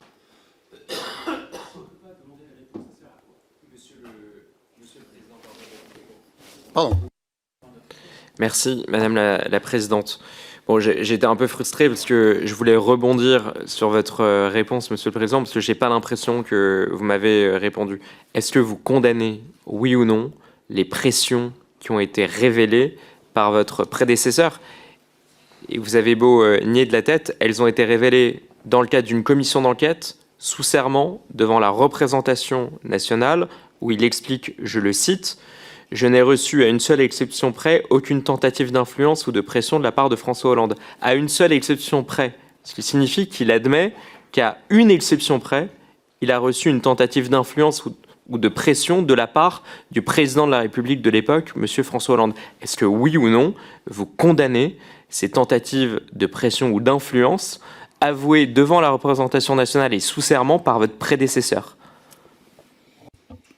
J'ai bien entendu votre question, je vous ai répondu, monsieur le rapporteur, je vous ai répondu plusieurs fois, j'ai répondu également sur le même thème à monsieur Caron il y a quelques instants. Le régulateur, il n'est pas enfermé dans une tour d'ivoire totalement isolée. C'est normal qu'il y ait une interaction avec les pouvoirs publics. Je crois que Olivier Schrammeck l'a souligné. Bien évidemment qu'il y a un dialogue avec les ministères. Il peut y avoir un dialogue avec le chef de l'État ou ses collaborateurs. Ce qui compte, c'est l'indépendance avec laquelle l'autorité mène son action conformément au législateur. C'est ça qui est important. Et en tout cas, sur mon mandat, aucune décision n'a été prise sous influence ou sous une ingérence extérieure. Elles ont toutes été prises en toute indépendance par ce collège de 9 personnes. Monsieur le rapporteur, est-ce que vous avez d'autres questions? Merci, Madame la Présidente. Peut-être une ou deux dernières questions, si vous me le permettez. L'ARCOM, vous le savez, publie chaque année un bilan exécutoire du contrat d'objectifs et de moyens, mais jamais véritablement un audit de la présidence en place. Avant de décider le renouvellement de Madame Ernotte en 2020, est-ce que vous avez fait réaliser une évaluation écrite de son premier mandat, une évaluation indépendante, une évaluation documentée? Donc, première question, vraiment question simple, réponse simple. Est-ce que vous avez réalisé une première évaluation écrite avant de renouveler Madame Ernotte en 2020?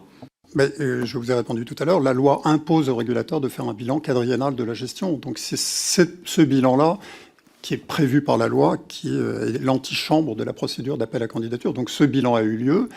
Ce bilan a été l'occasion d'entendre toutes les parties, d'entendre le ministère des Finances, d'entendre les administrateurs indépendants, d'entendre le contrôleur général économique et financier, d'entendre bien évidemment la direction générale des médias et des industries culturelles, d'entendre les producteurs, d'entendre les sociétés d'auteurs, d'entendre tout l'écosystème pour essayer d'avoir un juste point de vue et permettre aux services en même temps de dresser leur bilan, d'entendre bien évidemment la présidente sur sa gestion sortante, d'entendre la Cour des comptes pour avoir son éclairage.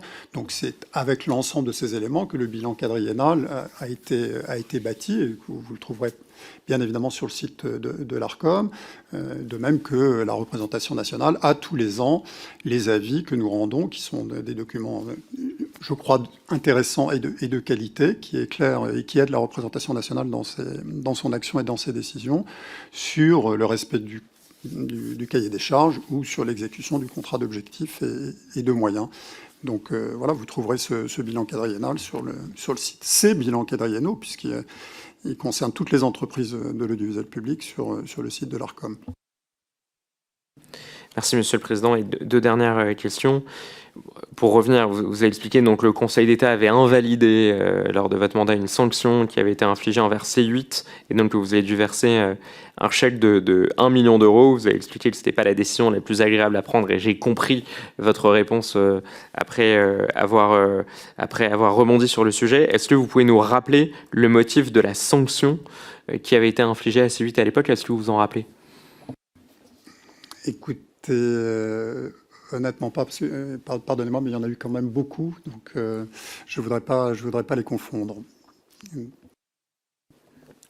Si je peux me le permettre, si vous pouvez m'adresser en tout cas par écrit cette réponse-là, ce serait intéressant. Et enfin, une autre question, Monsieur Schramek a admis également avoir un entretien annuel à l'Élysée, notamment à l'époque où M. Hollande était président de la République. Est-ce que vous, quand vous étiez président de la République, président de l'ARCOM, pas encore président de la République, peut-être que vous aurez des déclarations à nous faire sur vos intentions. Quand vous étiez président de l'ARCOM, est-ce que, comme votre prédécesseur, vous aviez des entretiens annuels ou peut-être mensuels ou moins réguliers vis-à-vis du président de la République ? La réponse est non. J'ai vu le président de la République en 2019, quand j'ai été pressenti pour cette fonction. Je pense qu'il a dû voir d'autres personnes. C'est la seule fois, c'est d'ailleurs pas un tête-à-tête, c'était en présence du secrétaire général de l'Élysée. Je ne l'ai jamais revu en tête-à-tête depuis. J'ai participé à des réunions où le président de la République était présent. J'ai pu avoir des échanges sur des dossiers d'actualité au cours du mandat avec certains de ses collaborateurs, comme c'est tout à fait normal. Mais j'ai pas eu de dialogue et entretenu de dialogue avec le chef de l'État sur la durée de mon mandat. Merci beaucoup. Alors nous venons au bout de cette audition. Merci Monsieur Mestre d'être venu éclairer la représentation nationale et aussi tous ceux qui ont pu nous suivre avec votre rôle aussi bien dans la formation de cette loi incontournable qui est la loi de 1986 que plus dernièrement vos rôles à la présidence du régulateur. Merci de votre attention. La prochaine audition sera celle de la présidente de Radio France, Sybille Veil. Elle aura lieu le mercredi 17 décembre à 15h30. Merci beaucoup.